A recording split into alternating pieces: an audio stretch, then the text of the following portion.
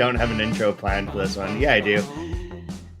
All right, do as of now. Hey, welcome to 2 Month Review, the only books podcast that's been blocked from YouTube for showing drawn nipples.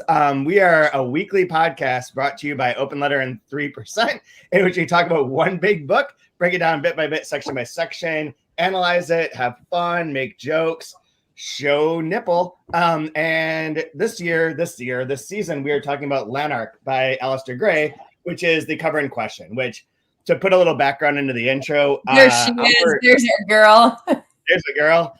We were our YouTube video. If you're watching this now, you found the right link. The original link was taken down for community standard violations for having a drawn breasts on it. So Alasdair Gray, who drew this cover, his artwork was no longer allowed to be displayed on YouTube and possibly on Instagram. Who knows? Given its violation of whatever standards. I'm Chad Post from Open Letter Books, joined as always by Brian Wood, author of Joytime Killbox, who is literally flinching at the drawings of these breasts. I can't. It's too much for me to handle. This is line drawn black and white sketches of the female form is a little too much for me. I want to burn the Louvre down if we can. And everything in between, please. And as a special guest this week, we have Tipper Gore. Kaija Straumanis, translator, editor at Open Letter Books. How are you doing, Kaija? I'm doing great. The only reason my handle was not related to Janet's nips is because I thought Brian would have already taken it. So, what's interesting? This is a sideways plug, but this morning, an hour ago, the next Mining the Delkey Archive Substack went out, and it's all about polyamory and women's sexual freedom. So good timing. We got good things going on. If you're not a follower of the Substack, go to Mining the Delkey Archive, follow it. It's free, but if you pay me money, that's awesome. Otherwise, it's got a bunch of stuff about Delkey books, and we'll have quotes from or excerpts from the book I'm writing in the not too distant future. Anyway, so Lanark. I don't have a good game for this one. I figured we'd just go into this and not really have any of our bullshit Australian games that were kind of constructed based on the fact that we didn't like Praiseworthy by Alexis Wright. Whereas Alasdair Gray is someone I actually really, really, really respect and have always been a huge fan of. Back when I was at Delkey, we reissued Poor Things. And Kaija has a copy of it, and somewhere in front of her is the Delkey Archive Essentials version of Poor Things, which was going to be reissued a couple years ago in advance of the movie. But HarperCollins and Rupert Murdoch blocked the rights from being renewed, or the person in charge of rights was incapable of working with anyone, which is also a possibility. That's not a possibility. We were not allowed to reissue it normally, but there are a certain number of copies that were printed. So Poor Things by Alasdair Gray is probably his most famous work nowadays, thanks to the movie starring Emma Stone, which got various, it's in the kitchen, that got various Emmy Award nominations and victories, and is a very famous book of his. Is kind of towards the end of his career. But his very first book was Lanark, which I personally read back in 2002, 2003, and remember absolutely loving, but remember nothing of, which is why we decided to do it this season. So I have some notes on Alasdair Gray as a whole. I have some notes on this section of the book, which we went up to page 71, which is through chapter 8 of book 3, since it opens with book 3. But before I babble on too much more, I want to ask get the heat check of what you guys think of this so far. So, Brian, what do you think of Lanark or Alasdair Gray? Were you familiar with him? Had you heard of this book? Were you in any way what's your vibe? I know absolutely nothing of him aside from when the movie came out that it was based off of one of his books, which I hadn't read either. I know of the movie. I haven't seen the movie either. So yeah, I know nothing. Did you like the first 70 pages? I did. It's very dialogue heavy, but he does it in a way that I really enjoyed. It feels kind of just really effortless. There's interesting things going on as far as there's weight and subtext with with the conversations and the scenes, but I like the effortlessness that he does when he's composing his scenes and the dialogue that's happening in it. It kind of reminds me, if we're gonna go like cinematically. I remember the first time watching like Reservoir Dogs with Quentin Tarantino, his early work, where they're sitting around having coffee and everybody's talking and they're just having like these kind of like bantering conversations that feel kind of meaningless and pointless, but each person's about tipping, but each person is revealing their character, who they are, through this like very like effortless, breezy conversation. I feel like the introduction that we had here with the elite was very similar in that sense, and it's really impressive. It's fun. I have no idea where we're going or what we're doing with this, but I don't care. Yeah. Same. So Kaija, what are your vibes after the first pages? What are my vibes? I will admit I did not make it to 70 or 71. What are you doing? What? What are you doing here? I was gonna lie, but my reason, or not my reason, but one of my reasons is because I did read the introduction. So I tacked on some extra pages. But no, I agree. I agree with what Brian says, and I mean, I've had the only experience I've had with Alasdair Gray prior to this is you, Chad, going to go see the Poor Things movie and talking about it, and also seeing the seeing film clips from it as either trailers or whatever. And also scanning the images from his drawings for things and for Kit, who was laying out that book. Yeah. So I was familiar with the drawings. I'm familiar with the I guess I'll call it the anatomical everything that he incorporates in his sketches. What? Boobs. Yeah, but I mean, even like Poor Things has a lot of bones, and like even this one has. But like I was gonna say, this is why Brian is cringing at the boobs, because Brian's wife is a heart surgeon, so Brian would prefer an all or nothing approach to the human body, where that's the all. Just go straight to the sinews. Just cut it right open. I'm sorry, that's rude. That's my assumption. But yeah, when Brian, you were talking about how it's very smooth and seamless. I mean, there's the chapter where it's just like he wakes up and he's got a dragon arm. There are a few seconds. That's one of the moments where I think for me, most notably, where you're like, what the fuck? What is this going to be? Where is this going to go? But the way his style of writing is so, Chad, you were saying to me a few nights ago that the first time you remember reading it, it was maybe slower going, but it's like the style of writing and the way he presents all of that is so, it's not jarring. Like the imagery of this dragon arm is momentarily jarring, but the way in which it's presented, you just accept it. I don't think that I didn't feel forced to accept it. I didn't feel forced to just push forward and go with the flow. It was just kind of like, this is the flow. It's always been the flow. And even going back, and Brian mentioned them sitting in the Elite Cafe and all sort of talking, and Sludden or Sluden, however you pronounce it. Even the way he talks, where he's just like, there you are. Like, what took you? There you are. Sit down. Like, let's, shoot the shit. And then all the other friends come in and they're like, oh, it's the mystery man. Like, like take care. Like everything is, I agree that everything feels very smooth and flowing, and everyone so far that has been introduced just kind of you just sort of you accept. You have to accept what is going on because they've already accepted it. And my last tangent before you start saying what you're probably going to say, but my last tangent is that as I'm talking about this out loud, and the experience of just kind of going with the flow, which is quite heavy, and that's not a menstruation metaphor, is that there's something, it reminds me of Chen Shui in that regard, where her writing is a little more punctuated, I think.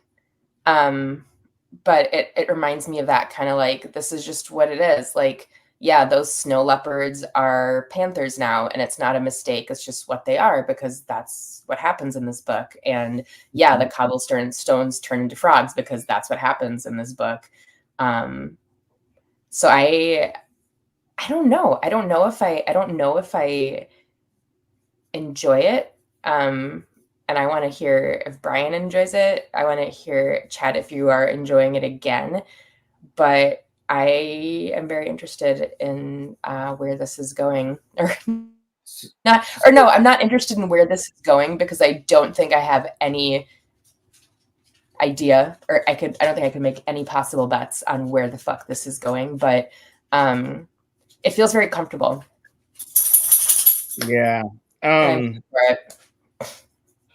Yeah, I agree with all that. Like I was saying, it's like it's slower than I thought, because it is more, it's like disorienting, but not as disorienting as I thought it would be. Remembered it being like so in this issue of the Review of Contemporary Fiction on Stanley Elkin and Alasdair Gray, the two people I'm like reading the most of right now. Like, what a fucking heavy hitter of an issue. There's an introduction to Alasdair Gray by Mark Axelrod, who has a book out from Delkey called The Mad Something of Malcolm Malarkey. I forget what the title is.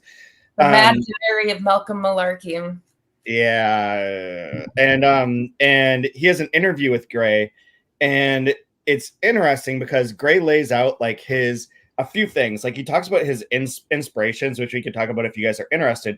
But I thought there was a longer part in here, which I'm not finding. And I don't know where I read this, if it wasn't in here, where he talks about how these sections of the book are like made, or they're based on Dante's Inferno.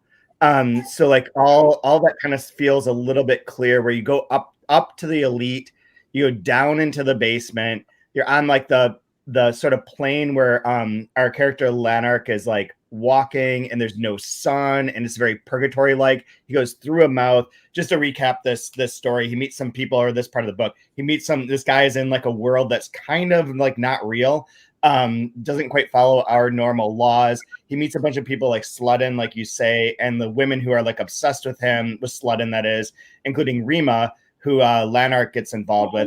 Lanark lives in like a house. He writes a story about his life, and the story about his life is basically like, I don't know how the fuck I got here. I was on a bus, and I got off a bus, and this little dude was like, here's how you get like money, and you go and wait in this line, you get money, and you go to a house, and the little dude, what's his name? Gloopy. How could you forget? Gloopy. I was thinking of that. Neville. Oh, Dobby, Neville Longbottom. Sorry, Neville fans. Dobby, yeah. Gloopy's gonna get a sock. Got to get a sock. Get the fuck out of here. What a stupid book. But I was thinking of that name. But Gloopy helps him get like money, and then he like goes and lives in this house. He writes that story that basically like, I don't know how I got here. This is what I'm doing. He meets these people, and then he goes down a mouth that's speaking to him in a graveyard, and he ends up in an institute where he is being treated for his dragon hide, which is grown over his whole arm, which is like some scaly thing that's grown over his arm that he feels like the arm's gonna like bash people, which only seems natural to me. Like if you had a good scale arm, you'd just whip that around and smack people all over the place. And then they treat it, and then he's a doctor, and that's where we sort of end. I meant to read ahead to the end of this part, which is like only 30 more pages, but like it's a weird, because we end like in media res of like a section that is intentionally surreal. Anyways, like he does talk about it being like based somewhat on Dante's Inferno, but also Paradiso and also Purgatorio. So it does kind of have those levels to it. And the thing that was I going to say about I forget what the other thing I was going to say was, but anyways, like it does have that, and he is like playing around with that. One thing that's interesting about his backstory is that for anyone who wants to know more, there is an episode of this podcast called Anthony Burgess's 99 Great Books, So Anthony Burgess, who wrote Clockwork Orange, was asked by The Guardian, when he was alive, to write up like what his 99 favorite books were, the best books of all time, 99 best books. And Lanark is one of them. And so there's a podcast that goes through all 99 of these books, and he talked about Lanark in one of them. And the guy who talks about it explains that like most people know Alasdair Gray now in Scotland as an artist. Like all these drawings, all the stuff that goes throughout here are his drawings. Like he went to art school. He's very, very, very like he was well trained. He in art and visual arts, and he actually like made a ton of murals. He did a bunch of like artistic things, all of which are like gone, minus like one or two from that period are like still existent. One of them is at a cathedral that I think is called, it's an auditorium, and I'm going to mispronounce this like pretty wildly, I'm sure, but it looks like Oran Moore Theater with accents over the O's. But that's the one that still exists, and it's one of the largest murals in all of Scotland. But otherwise, he was always known as a visual artist, and then he wrote this book and became super, super famous. And that fame from the writing generated like now that when he was still alive, he would do artistic works, and they were like honored throughout Scotland. But up until the point that he wrote Lanark, none of that was existent. Like his visual life becomes like important after these books start coming out, which I only mention because he has this wonderful quote in which he says that he found, well, this is paraphrasing, but he says that he found writing tiring and that painting gave him energy, which is wonderful because I find fucking writing tiring too. Well, those are the two art forms that Sledden recommends him essentially, right? Is like, you should go write. And then when he reads the book or reads the manuscript, he's like, fuck, maybe you should paint instead. Your words are uninteresting. The other thing that art is the only work open to people who can't get along with others and still want to be special. Yes. Love it. I love it. There's so many things in this section of the book that are so direct. Like they're just so direct. And I think that's maybe kind of what you both are talking about in terms of like the ease of reading it and how it goes down. Like there's like they just sort of state what's going on, or state like the kind of philosophy behind it in certain ways. Like that line about like write a book. And you're like, why? Because artists are the only people who can't get along can do this, like, and want to be special. Like it's very direct. There's not a lot of I think the Leonardo da Vinci notebook epigraph or epitaph is really important, especially when you're thinking about Dante's Inferno, right? Right from the get-go, creatures shall be seen on earth who will always be fighting one another with the greatest losses and frequent deaths on either side. There will be no bounds to their malice. By their strong limbs and vast forests of the world shall be laid low. Like this idea of like, it's kind of like, it reminds me of like Revelation or like biblical prophecy for end times. There's this quote verse from 2 Timothy. In the last days, perilous times will come, for men will be lovers of themselves, lovers of money, lovers of pleasure, other than lovers of God, having a form of godliness but denying its power. From such people turn away. Like it has that same feeling, that same connotation. I think that Dante's Inferno influence really makes a lot of sense. Have either of you read that? I have not. I've read Dante's Inferno. I never read Paradiso or Purgatorio. Like they were so like secondary in terms. I might have read Purgatorio, to be honest, but like they're so like not talked about in terms of like the GRE test, which is what I was like primarily studying for at that time. They're just not part of it, so I never went through with the rest of them. But I know the core concept and like I just did Inferno, Paradise Lost, and Utopia, so that way I could kind of like have a basic understanding and then not look dumb at a cocktail party. But that was it. I'm not going to answer any Jeopardy questions. No, I mean, and I've heard from criticism that like Paradiso is really boring, which only makes sense. Like we're only really interested in hell. Yeah. Like and the idea of Dante's Inferno being like walking through hell, being led by, who is it? I forget what the person's leading him through hell. Gloopy. But what is it? Yeah, Goopy and Dobby team up and like lead him through hell. But it's basically like showing off all the like the horrors of hell and all the various sins. Is fascinating. Like it's wonderful to read, but like Yeah, the rest of it I think is less interesting. I think than a general bit because Hell is great. One of the things a modern day Hell would be Blippi would probably be your tour guide. Yeah. You'd be stuck with Blippi through the different substrata of Hell. It only gets worse. I can see it. Oh no. Oh my god. It's so fresh. I don't think Alex has watched Blippi in a year and a half, 2 years, but it's so fresh. Oh god. I'm still recovering. I mean, Hell for me is watching Bluey every day, so I'm already living that life. This is why you were not a dentist or a dental tech. You wouldn't get it. Don't get me started on dental techs, who I'm obsessed with and in love with. So I also read the introduction, and I have an idea, and I'm wondering. I'll bounce it off you and see what you think. But I love this part where it's Boyd is the introduction, right? Yes. Yeah. I love that he somehow shoehorns in his own book. Yes. The introduction. Right?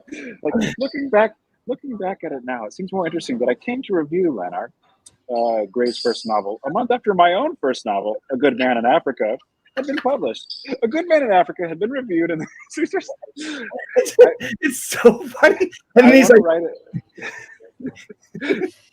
I want to write a fictional introduction where the introduction is just the person talking about their own work for the entire introduction, and never hardly but barely pops up every now and then for a breath of air to mention what they're supposed to be reviewing or introducing in the first place, and just make the whole thing about themselves. That would be perfect. I think I'm doing that for a book where I want to have an introduction made by a fake person where they only talk about their own book the whole time. So that's really funny that you mentioned that, and for a few reasons. One, I totally track that too, and I love the part where he's books 3 and 4 are surreal and weird. They're not really good because I really like realism. All my books are realist, and my books are really great realist novels. So I like parts 1 and 2. And there is just to hone that in, there is a bit in this interview with Mark Axelrod, which seems not contentious, but Alasdair Gray seems a little disinterested in the questions. But at one part, he's like, this is a weird where it's 2 books. There's books 3 and 4, which are set in this surreal world of Unthank. And then there's 1 and 2 that are more realistic that come in the middle. What is this? What is this? How does this hold together? And Alasdair Gray's dude, it's simple. Book 1 and book 2 are ages 5 till 14, and then 14 till 21, and then books 3 and 4 are 30 to 34, and 34 till the end. It's not complicated. And you're just okay, that's great. But also in Alasdair Gray's later books, I don't think it's 1982 Janine, but it might be. But I think Fall of Kelvin Walker is one that has this. He wrote fake blurbs for himself, so most of his books are covered in fake introductions and fake blurbs that are generally negative, that are generally what you're saying, Brian, of they're oh, this person's just talking about themselves. Most of his the blurbs he has on there is this is one of the most disgusting books that have ever been written. If you're really into really bad BDSM and whatnot, this is a book for you. They're all this takedowns. And so he did play around with that concept of not having having the artifice, the paratext of it, so to speak, not being accurate and not being related to his actual book. Here's what I love about this introduction is if we skip over to page 15, for when wandering the city, he had visited public libraries and read enough stories to know there were 2 kinds. One kind was a sort of written cinema with plenty of action and hardly any thought. The other kind was about clever, unhappy people, often authors themselves, who thought a lot but didn't do very much. And so it's the introduction person is I'm writer number 1, and this book is writer number 2. It's okay, I guess. It's so funny. So funny. That's one thing that I did I thought that there would be more humor within this. There's a certain joyousness. Poor Things, not to get off too much on that, and I'm sure at some point we'll talk about the movie of that. It's streaming now, guys. You can actually watch it. It's not my favorite movie, but it's not bad. And I'd watch Emma Stone do anything basically. I have a big actress crush on her, not a other one, but there's various weird senses of humor in this, but it is pretty straight, which is what I was sort of surprised by and why I thought it was like a little bit slower. Like it's not like comedic, but in many ways I always think of Alasdair Gray as being like kind of a comedic author. Can I ruin Emma Stone for you real quick? Please do. I mean, I need that. Okay. Take it down. I was watching one of those like Jimmy Kimmel mean tweets from like 4 or 5 years ago, and there's one on Emma Stone that she reads, and the mean tweet was, Emma Stone looks like she'd smell like cat piss.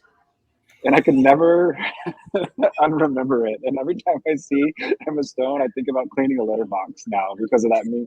She read that mean tweet. And is it because her facial expressions? Like, I guess, I don't know why, but it was like funny enough where it just tracked perfectly. I don't know why. And her reading it obviously makes it even better. But that's all I think of now is like, Emma Stone looks like she smells like cat piss. Wait till you watch Poor Things. That would definitely be part of it. Like, definitely fits in there. I absolutely loved her though in The Curse. The Curse. Oh my God, that's where like this sounds dirty. It was unwatchable in such the right way. Yep. There's this is gonna sound worse than I mean it to, but there's that episode in which she just walks and the car is trailing her. The camera's trailing her from inside a car. It never comes back up. It's the beginning of an episode, but it goes on for like 5 minutes and there's no explanation of it later. But I was like, I could watch her walk indefinitely. Like I just watch Emma Stone walk. You're creepy. I know that sounds super creepy, but literally like the way she holds herself in that show and like presents as like that character it's mesmerizing. She's so good. She's so good in there. But anyways, back to Lanark. So I don't know where we want to go with this is the same person that does La La Land, so she's an enigma, right? Like, because you can't hate somebody more than watching La La Land. I won't ever see that movie because don't. It's the worst thing ever. It makes you hate. It's like one of those. It's like when people say "only in New York." It's like it's the LA version of people saying "only in New York." Am I right? Yeah. It's brutal. It looks awful. She's in like before I saw Poor Things, they had this whole sequence, like one of those like pre-movie like ad type things, but it's like content, not ads, and it was about her dancing, and it was like all these clips from like everywhere that she's ever done dancing before, and she's in like a famous music video, like for a band that I love, and I was like, oh, this is weird, but she's like very into dance, strangely, and that movie on there as well. La La Land was like obviously shown in there. Mm-hmm. Like the person that played Monica in Friends, she was in that Bruce Springsteen video. Yeah, exactly. Which that just came up because that's like 40 years old. Oh, it's by Will Butler. She's in Anna, the music video for Anna by Will Butler, the guy that's related to the brother of Win Butler from Arcade Fire. That's what it is. It's a great song. That'll be the opening song to this podcast. So everyone who's listening to this we'll find that out shortly. But in terms of the book itself, were there any like points that stood out to you? So I mean, we kind of like went through aside from Kaija showing the opening of book 3. Well, you say the opening of book 3, but it's the opening of the book. That's one thing that stood out to me. Book 3 it comes first. Yeah, so it is structured exactly like Sound and the Fury. It goes 3, 1, 2, 4, which is how Sound and the Fury goes 2. If you put it in chronological order, it's like the Benji part, and then Quentin goes back in time, and then oh my God, Caddy, and then Jason. It's the same order, 3, 1, 2, 4. So it's not like super out of nowhere, but like it is also like is unique in that like I think it's like foregrounds itself so well. Like Sound and the Fury, you just figure that out as you go. It's not like labeled as such. The parts aren't. I don't even think the parts have names. I haven't looked at the book in ages though, so forgive me if I'm wrong. Books, I don't even know. No, you're right. I mean, it doesn't feel slapdash. It's like again, like going to Brian's point of the smoothness of it. You're like, oh, it's book 3, and then you like it just okay. We're in book 3. Yeah, we start in book 3, and we start in a place that's surreal, that's very Kafka influenced, and he talks about like his influences as a reader in this like in this interview as well. And he talks about like he says like the books that like turned him on and that like helped him write this book, so to speak, was like the first book was probably like the question is like not that either text, Giles Goatboy by John Barth or St. Petersburg by Andre Belly, not that either of these texts directly influenced your approach to Lanark, but what are some of the texts that did? And he says the first book was probably Shaw's Adventures of the Black Girl in Search of God. For my father once told me that he read it to me when I was very small, and I kept asking him, will the next God be the real one, Daddy? And then Ibsen's Peer Gynt when he was an adolescent. And then he also was very fond of Bunyan's Pilgrim's Progress, but did not enjoy it because he did not want to become a born-again Christian. Then there's Melville's Moby Dick and his combination of great idioms, natural history, factory ship, oil industry, Shakespearean monologue, Yankee wisecracks, Wordsworthian meditation, then Kafka. So we have this like very Kafkaesque bit that we're in. But one of the things I think is interesting that you meant or that you showed us, Kaija, is that the drawing for book 3 is the Divine Comedy, is Dante's Divine Comedy. I was going to ask about that, but so there's a woman. I don't know all of the Latin, but it seems pretty straightforward. Where there's like Providence up above on top, and this woman is holding up. The woman of life is holding up a world in between what is both like grace and also like badness. And that happens on the bottom as well. So there's like a middle section that says book 3. And then the bottom of this particular picture has like experience on one side, truth on the other. And then at the very bottom is death and oblivion. And that sort of tracks with like this as well as we take like Lanark himself as like sort of like moving through these realms through these first 70 pages is that he does physically go up the stairs to meet with the people in the elite cafe, which for anyone who hasn't read this, the elite cafe is like in like a movie theater that may or may not ever show real movies. I think it shows pornos maybe. It certainly sounds like it. Yeah. It sounds like it shows pornos, but it also doesn't seem like it actually shows movies. Like it's just existent. And there's a cafe at the top where he meets these people and they're like, hey, you're the mystery guy. What are you doing here? You need a woman. Here's Rima. We'll set him up with Rima, or we'll set him up with this person. And they do set him up with Rima. And then he does like live in this boarding house in a world in which there's no dawn. Like his whole existence at the beginning of the book, when we're first introduced to him, is in this movie theater, sitting on a balcony, waiting to see light. Like that, there's no light. And this is supposed to be like, I think, a joke about Glasgow, that there's no light in Scotland. Like everything's just overcast and gloomy and dull. And that he's waiting there for there to be light. So he's obsessed with finding a dawn, finding like that era of it. And then when he lives on that boarding house, everything's like he doesn't do anything. He doesn't know what he's doing. And he's invited down into like these quote unquote depths of hell, quote unquote, into the underground, which is legitimately, if you take everything at its face value, underground. Like he goes through a mouth and this mouth speaks to him, and it's like very surreal and says like, take off all your clothes, go down head first. If you don't, like bad shit's gonna happen. And he goes down like feet first and like ends up like in this hospital where he's recovering. And outside of what he sees outside this window in his bed, in his like recovery room, is like the sun and mountains and fields and all this stuff. And the doctor's like, none of that's real. That's being broadcast from elsewhere. This is just a screen in which you're seeing like a replica of it. We're under a mountain here. So he does go down into those depths. So it is set up to mimic that at the beginning here. To what end, I'm just going to leave sitting because I'm not entirely sure at this moment. But I do know that like we will next week, in fact, jump from Lanark and his life into a different character that's very similar to him in a much more realistic setting. That this sort of like bizarreness is only in parts 3 and 4, in books 3 and 4, and is not in books 1 and 2. But back to your point, Kai, it's weird because it starts with book 3. It starts like in mid-Ras, and you're like, I don't know where we are, and we're not in a place that's like realistic.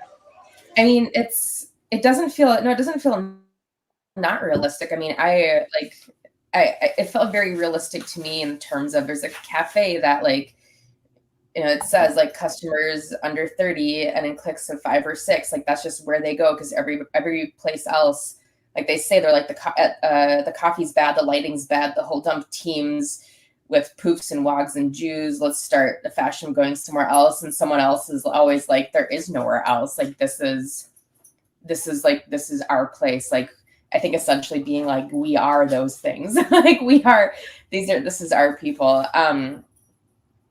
No, I don't, it's not, it doesn't feel unreal or jarring. I actually initially was like, oh, did I just end up with a screwy copy that had been like misprinted or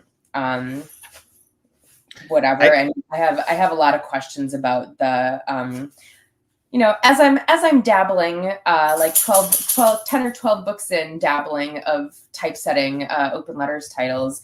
I have a lot of questions, and I understand that the book gets very, very creative with the typesetting later on as I flip through. But like, I have a lot of questions about the spacing decisions to fill up the pages in these first 7.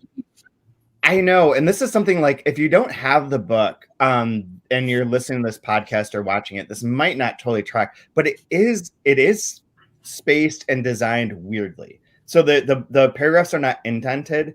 A new section, generally how we lay out a book is that if there's a new section, there's a blank line, new section, it's like justified left for the first paragraph, and then everything's indented after that. In this case, after a break, it's indented, and then all the paragraphs ensuing are justified left. So it's like backwards in that way. It's also like, it has that feel of being like a little off.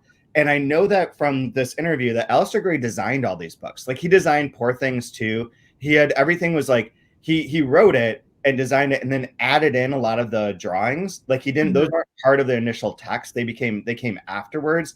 But like with Poor Things in particular, and I don't think this book has it. I don't think it, I don't see it here.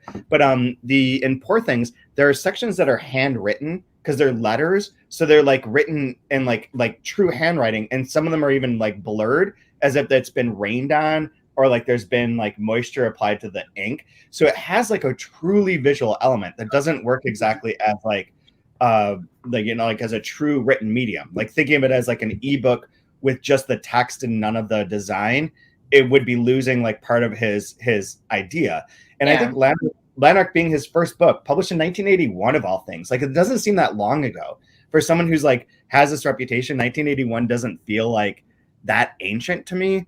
But it is his first book, and it's published by a very small press in Scotland, Canongate, that still exists to this day. It's run by this guy named Jamie Bing, who's like notoriously like a good drinker and a partier. And I have friends that work there too that I really, really like. And they still exist, and they are like a small independent Scottish press. And to have this book come out from them is kind of interesting, both from a publishing perspective, but also from like, this guy seems like such a huge deal now. And in many ways, like 1981, having your first book come out from the small press feels like a good, wholesome, like writer story, that there is success that can come from these kind of operations. But it is that he was involved in a lot of like the design of stuff. He references again in this passing judgment on his typesetting skills. Yeah, you're like, fuck his typesetting. This guy sucks. Well, no, it's funny. I'm here for it. I get it. I don't have any problem. There's one Dubravka Ugreshik book that we published where she did not want indents. And I remember you asking me, and like a couple of readers being like, that's weird. And I'm like, I know, but I indented things. And the translator came back to me and said, take them all out. Dubravka does not want them. And that's fine. But I'm saying, like, page 12, like, that should be Page 12, that should be indented. That's a mistake. Someone should have indented that, I think. It's the only one that's not indented. Is it the next? Oh, mine is. Look. Oh, no shit. Mine is not. Yeah, so these are... Yeah, you guys have newer versions than I do. Mine's from years ago, so someone must have relayed it out and made a mistake. Ooh. Yeah, mine is from ages ago. Like, I bought this in Scotland, like back in 2011, or not 2011, like 2007, like a million years ago. You're so emo. You knew it when. I've got I have the page 12 indented copy. Okay, that's how. I'm like, that's my Riz, right? That's how you use that word. I don't think it is. That's so interesting. So it is slightly different. There's something that jumped out for me in this first section, and really kind of curious to track where this goes. And it's on page 23, how he ends this chapter. It's at the bottom half of that last paragraph. It says, I believe there are cities where work is a prison and time a goad and love a burden. And this makes my freedom feel worthwhile. My one worry is the scab on my arm. There is no feeling in it, but when I grow tired, the healthy skin around the edge starts itching. And when I scratch the scab spreads. I must scratch in my sleep. When I waken, the hard patch is always bigger. So I take the doctor's advice and try to forget it. This idea of like things collapsing around you, this weird, like nightmarish fever dream hellscape, and this growing scab that only itches before I scratch it in my sleep. Like I don't know, if I try to unpack what that actually means, I find that really interesting and really arresting. So I'm really kind of curious if this speaks to what happens with this life as we go through it. Right. So I looked up dragon skin or whatever it is, and the very, very fun for me. The Google search hits, it went straight to just like, what is Lanark about? Like it just immediately cut to that. But then you go a little deeper and it's like, it's essentially eczema. Like it's supposed to, I was like, oh, okay. No, that Dragon Scale was in Game of Thrones. And I wonder if George R.R. Martin had read Lanark and is ripping it off for his dragon scale or whatever that skin disease they have on that. Is he Scottish? No, he's a mouth breather. Okay. He's from Ohio. Yeah. We haven't offended Ohio yet on this podcast this season, so we'll start now. As we know from certain Instagram cookers, Ohio's very adept at offending itself. Oh my God, the worst. This would sell an eczema drug, being like, oh, it grows while you scratch it in your sleep, and you gotta get that under wraps. You're gonna wake up with a sentient dragon arm. I love how the dragon arm, he's like talking to his landlady, and the dragon arm is just like, cup of tea, like shut up. Yeah. I really like that metaphor too, of like the thing that you notice a flaw and it's like bothersome, but you try and forget it, you try and ignore it, and in your sleep you pick at it and pick at it and pick at it and pick at it, and it grows and grows and grows until it takes over. I really like that too. And I had the same experience, Kai. I looked up multiple things that would just like led me back to Lanark. Like it was constantly like I'd Google something and be like in Lanark. This happens with the other place that happened with. I was finished editing Enrique Villamatas's Montevideo, and in Montevideo he has like trillions of references to authors like Rodrigo Frazan, Sergio Shafak, like a lot of people that we publish or that we know are in there. And then there's like this like Marianne Moore. I was like, that sounds like a real author. And it's not. Like some of them are totally made up. And there'll be times where I'll be like, is this spelled right? And I'll look it up and it'll just like lead back to Montevideo. That was happening with that book and with this book, where I started to feel like I'm in a world in which I am just in these books. There's no like outside reference anymore. It's just like to itself. Like Google like exists within here. Yeah. Yeah. The dragon thing is amazing. I like this. Oh God. No, I just want to go back to just put a pin. I want to go back to the dragon skin. Okay. Go for it. Oh, we're at the pin. Okay. So you both pointed out the part where it's like my one worry is the scab on my arm and how it grows and he must scratch in his sleep. But then you jump forward and also his landlady is like, she's like, you should probably like go out and find some work because that happened to my husband and it happened to all the tenants. And then there's this element of people disappearing. And what I'm curious is if that's some sort of commentary on just like the medical and health industry, or not industry, but like the perception of external ailments in that time period, where it's like you've got some weird thing, like you should probably just get a job and make some friends and it'll go away. Right. The Yeah, it reminded me of there's a Hal Hartley movie. I think it's Trust, but it might be one of the others. They'll have single word titles where like the woman's like, "Why do you come home and just watch TV all the time?" He's like, "Because work makes me sad and angry," and is just like drinking beer and watching TV. And she's like, "Oh yeah, that makes sense. Like that's what work does." And I I feel like that sort of thing of like you're kind of a mess. You have this like this anxiety that's like growing on you that you're picking at, this existential, taking it as like an existential philosophical bit, and that work relieves that because work gives you a thing to focus on that's not your inevitable doom and like the fact that you're not, focusing on things or accomplishing things. One of the bits I think is interesting as like I know we're sort of running out of time, but one of the things I think is a hook for the future is on page 27 and 28 when he's in the dance club or they're in like the mansion where there's a party going on and Goopy or Dobby or whatever his name is like leads them into like Loopy. Whatever. I don't know why I can't remember that, but it's like it's just not there. But he leads them into this dance party. They're in this dance thing in this mansion, and he's like, "I know that woman, and I've seen her face before." And they're like, "What?" And he's like, "No, I've seen her before I came to the city. I know her face, but I can't remember anything else." So he goes to dance with her, and he's like, "I think I know you well." And she's like, "I doubt it." He's like, "I killed you, didn't I?" And then like everything stops, like record scratch. And she's like, "This guy thinks he killed him. Get the fuck away from me." And that stops. But I feel pretty certain that that's like a clue to like what might be coming in parts 1 and 2, and sort of backfill that relationship. But that's one of the things that like sort of ties you to the future here, from these first 70 pages, anyways. The way they describe themselves and describe other people, he's like, "Who's that big blonde over there?" And like in the beginning, Frankie's like, "How you like my belly?" Yeah. Little bitch. Like, you're not very funny. Like, oh, Jesus. I know.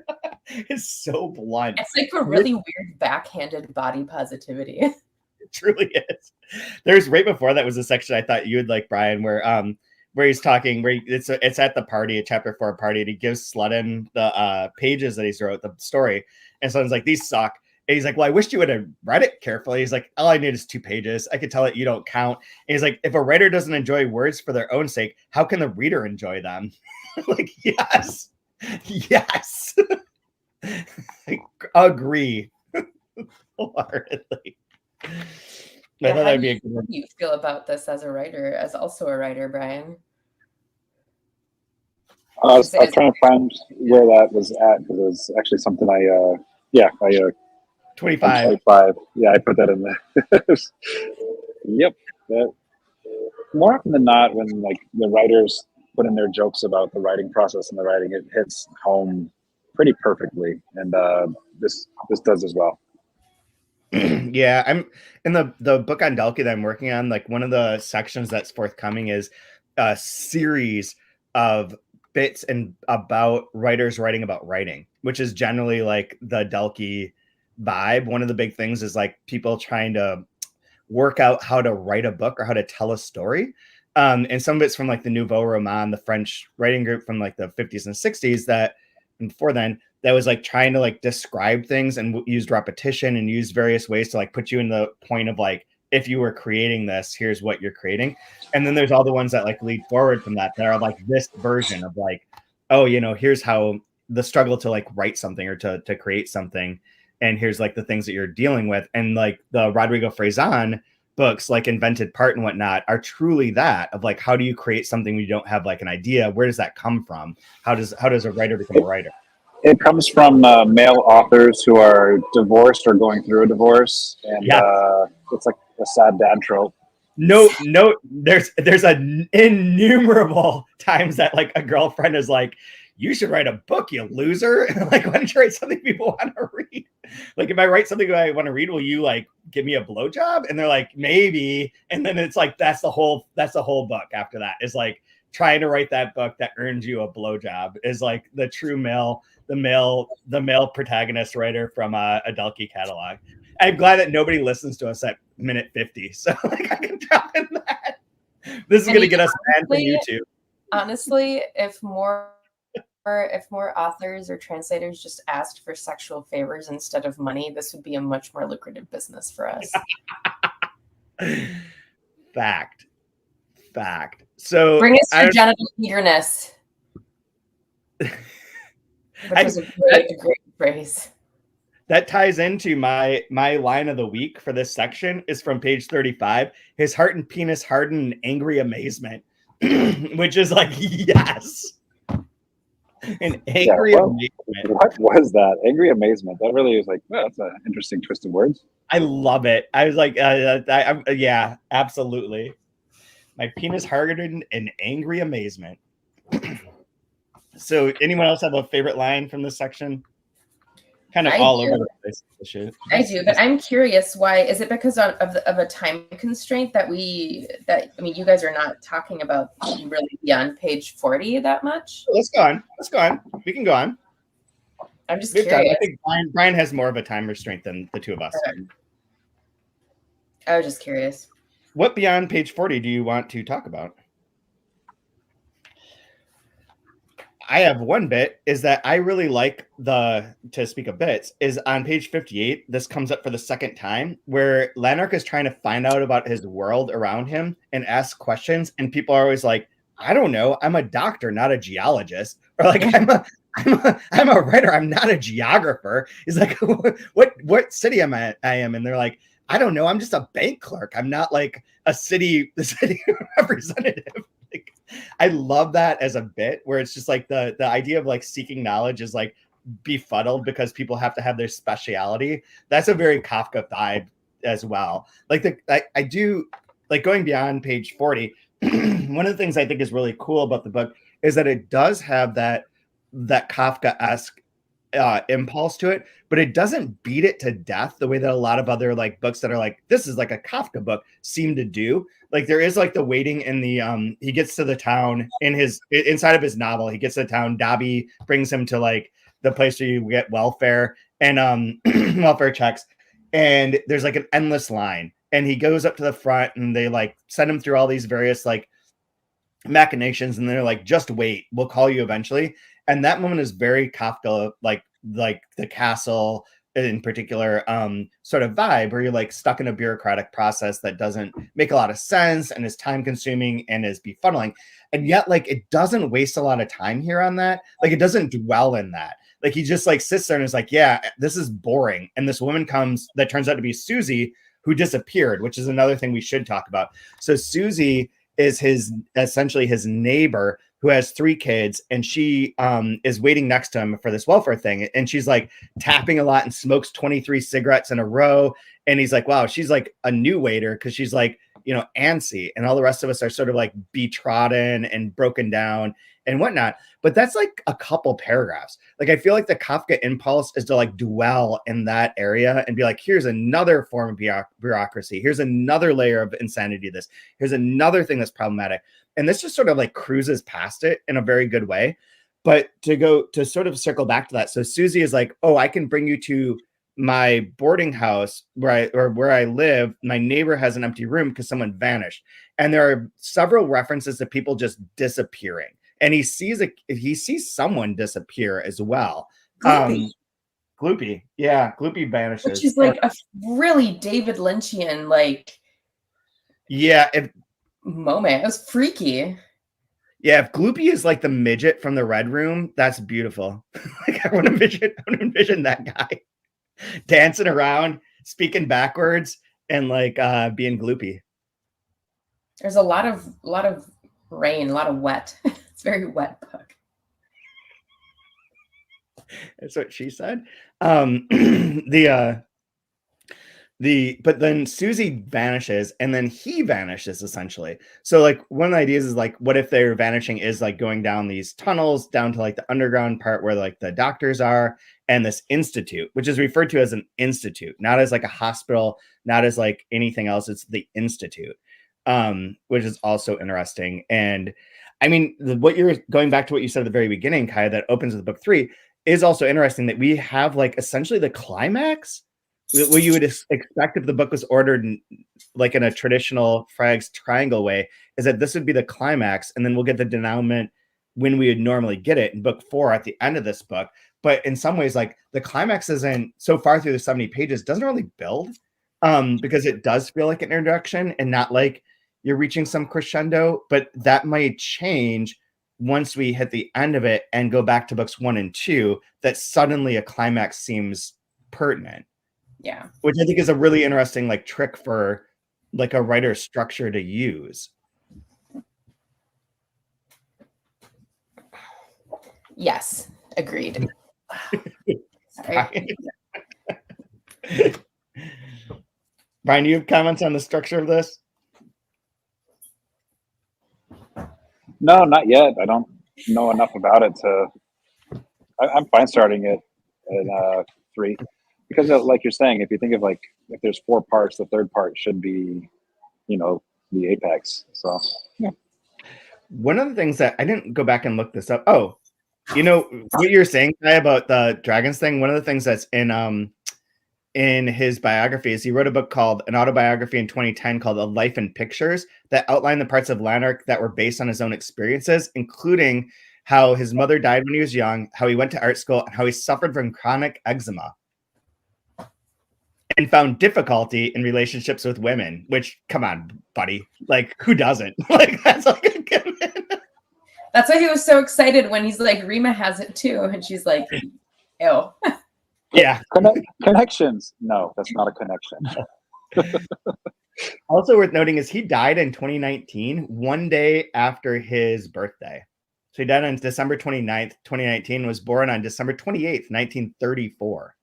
So what is that, 85? So up there. And I don't know how it's going to connect or not, but I know like if we're thinking with Dante or if we're thinking of like biblical texts, Leviathans and dragons and those sort of things typically represent chaos and disorder. Mm-hmm. So if this is like some descent into purgatories and hells, and dragons kind of check out. So we'll see. Yeah, for sure. So just like this is like you said, the prototype to Game of Thrones. I don't know. Do you guys have anything else you want to talk about here? I think that the next bit will be very illuminating. I forget how far we go. It's on I'll link to it and I can look it up in a second. But essentially, we go through the end of book 3 and then have the prologue. And then the prologue leads into book 1. So we will get like a weird, next week will be a weird sort of like commentary in which we move through like a strange ordering in which we go from 3 to 0 to 1 rather than like 3 to 4 or any of that kind of stuff. Yeah. Anything else? You guys have a favorite line that you want to share? I shared mine. Angry amazement. Brian? Okay.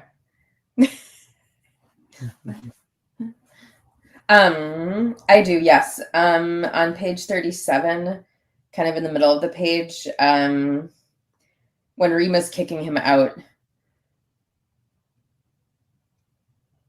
he was drowned in nightmare now, lying on the bottom of it as on an ocean bed, yet, sorry, the spacing is really throwing me off. Yet he could breathe. He said, as in Lanark said, "You're trying to kill me." And Rena says, "Yes, but I won't manage. You're terribly solid."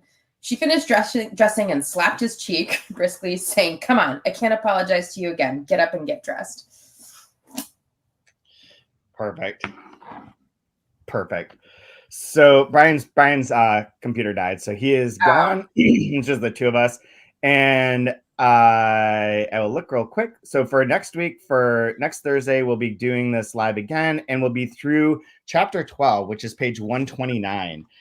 So another like 50 pages or so. It does get us through the very beginning, the very first chapter of part 1, which will be interesting to see. Until then, please like rate and review us, smash the like button, follow, do all that stuff, share it with your friends, and we will be back next week to talk more about Lanark by Alasdair Gray.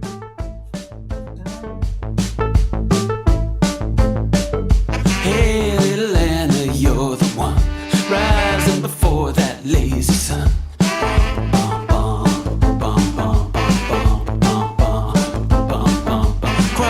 the numbers off your list. I never knew it'd be like this. Hey,